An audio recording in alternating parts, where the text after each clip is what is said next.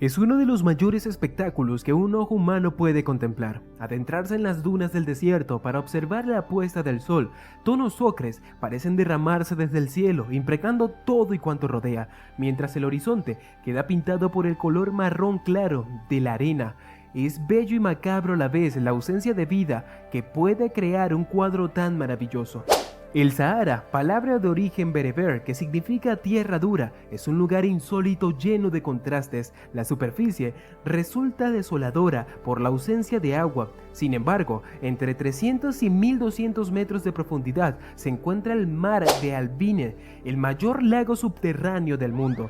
Con una extensión de 600.000 kilómetros cuadrados, podría convertir la árida superficie en un vegetal y tal como era hace 8.000 años, un sitio montañoso repleto de una exuberante vegetación y una no menos fabulosa fauna. Así, hoy podemos contemplar el macizo de Acacus, entre las fronteras de Libia y Argelia, multitud de inscripciones que nos describen aquel pasado que no por remoto deja de ser cierto. Pero claro, muchos se han especulado acerca del grado de desarrollo que alcanzaron las primitivas culturas saharianas, y hasta hace poco, la mayoría de los antropólogos e historiadores pensaban que las civilizaciones que allí se dieron cita no pasaron de ser tribus seminómadas con escasos conocimientos técnicos. Sin embargo, día a día surgen hallazgos que muestran una realidad muy diferente. Veamos algunos. Recientemente, un grupo internacional de arqueólogos ha sacado a la luz un buen número de evidencias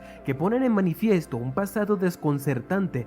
Así, los habitantes de la desolada zona aprovechaban las aguas subterráneas para la agricultura, obteniendo de esta manera espléndidas cosechas. Pero el Sahara fue siempre un lugar plagado de misterios, no solo para los historiadores, sino también para las diferentes culturas mediterráneas que pasaron por él. Los griegos situaron allí varios episodios de su mitología, y eruditos romanos, como el caso de Pomponio Mela, describieron en sus escritos encuentros con seres fabulosos, a los que éste denominó blemies. Según las crónicas de la época, tales monstruos no tenían cabeza, aunque algunos arqueólogos modernos como Henry Louds explican estas descripciones por la impresión que supuso el encuentro con hombres que portaban velo, lo que impedía ver sus rostros. Aún así, en las pinturas rupestres que se encuentran diseminadas por el norte de África, aparecen en muchas ocasiones representaciones de hombres e incluso guerreros que carecen de cabeza.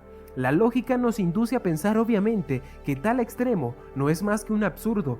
Sin embargo, el riquísimo folclore de la zona describe no solo seres de este tipo, sino otros todavía más extraños, como Asia Kadisha, una hermosa mujer de largos cabellos y pezuñas de cabra que seduce a los hombres para comérselos; la Tamsa, una anciana pordiosera que se alimenta de la sangre de los niños; el Erai, el líder del mundo de los genios, tocado con una larga y espesa barba blanca y de gran estatura, todo un bestiario de seres imposibles que harían volar la imaginación del mejor de los novelistas. Eso sí, debes recordar suscribirte, darle like a este video y activar la campanita de notificaciones para que estés al tanto de todo lo nuevo que sucede en el mundo. Pero continuemos.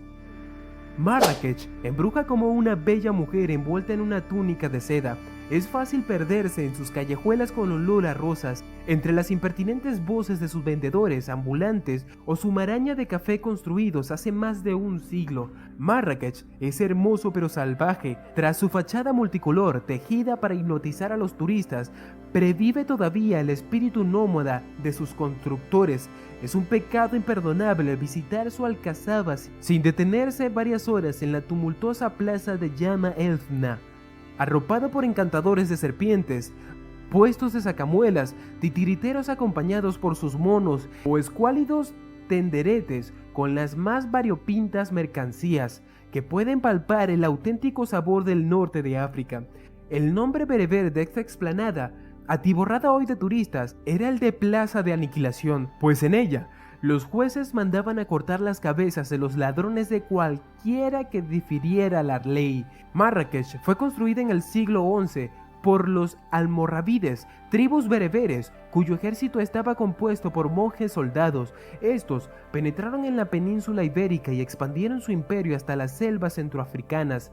Marrakech era un lugar estratégico, pues suponía el primer gran oasis en el que se encontraban las caravanas que venían de las junglas casi inexploradas. Desde allí, traían oro, marfil, esclavos y todo tipo de mercancías. La Perla del Sur, como muchos la seguían llamando, era la ciudad en la que se enfrentaban lo exótico con lo civilizado.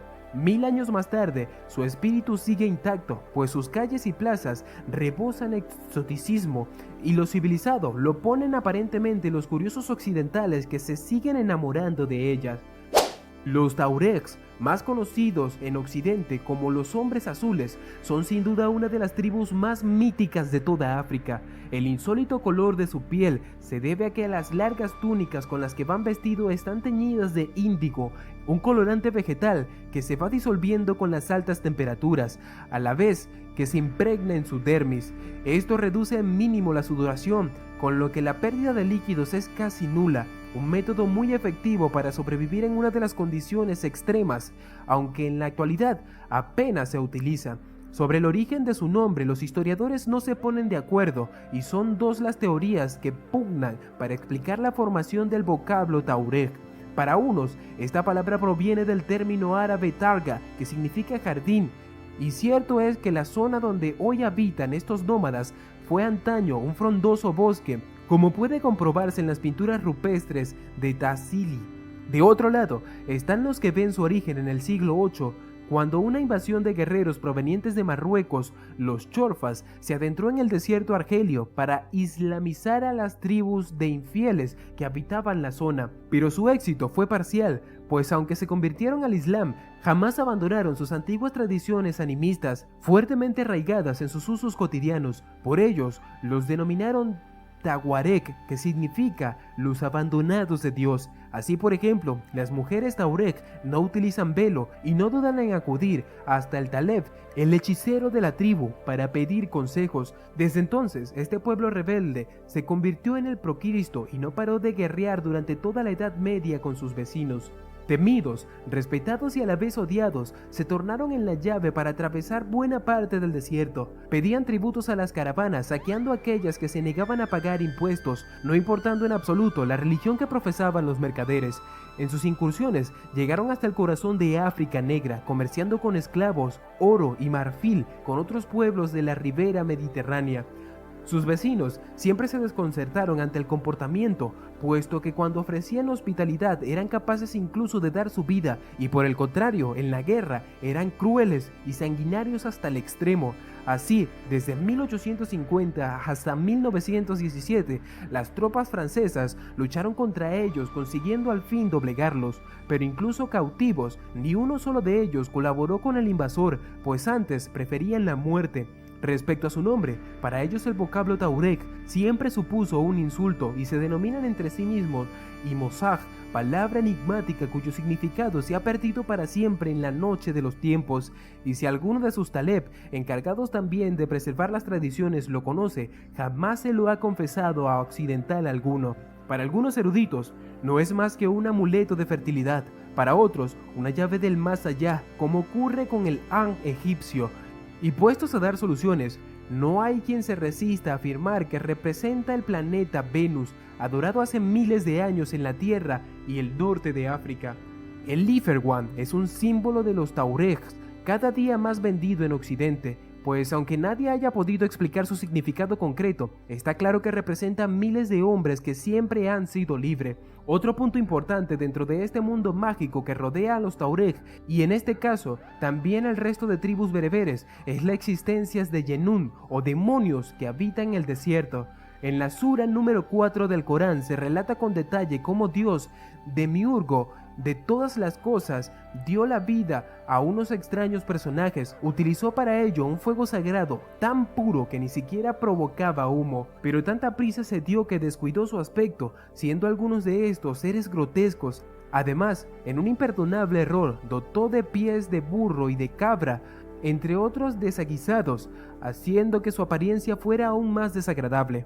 No es esta la única referencia que aparece en el libro sagrado musulmán acerca de los jinn, de Junun o Yenun, nombres que utilizan para denominar a un mismo tipo de entidades. También en la sura número 18 se encuentra que Satán y el resto de los demonios son hijos de estos descuidos de Dios. Los Genom odian por la naturaleza al hombre, ya que ellos estaban en la tierra antes que nosotros. Además, al considerarnos la obra perfecta del Creador, no pierden la oportunidad para torcer nuestra existencia en todo lo posible. La referencia en el Corán a este tipo de entidades es, como vemos, amplia y detallada, pero antes de pertenecer al mundo islámico, fueron parte esencial dentro de la religión berber.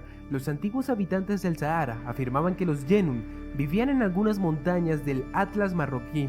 Describen en sus leyendas con todo detalle cómo eran estos seres y comentan que les otorgaban ofrendas no para pedir algún favor de ellos, sino para que estos no les hicieran daño. Acechan a los hombres a cualquier hora del día, pero solo se les puede ver por la noche. Pero tú, ¿qué opinas de esto? Cuéntame en los comentarios que te estaré leyendo. Recuerda, si te ha gustado el video, suscríbete al canal, déjanos un like y activa la campanita de notificaciones. Sin más que decir, me despido. Nos vemos en un próximo video.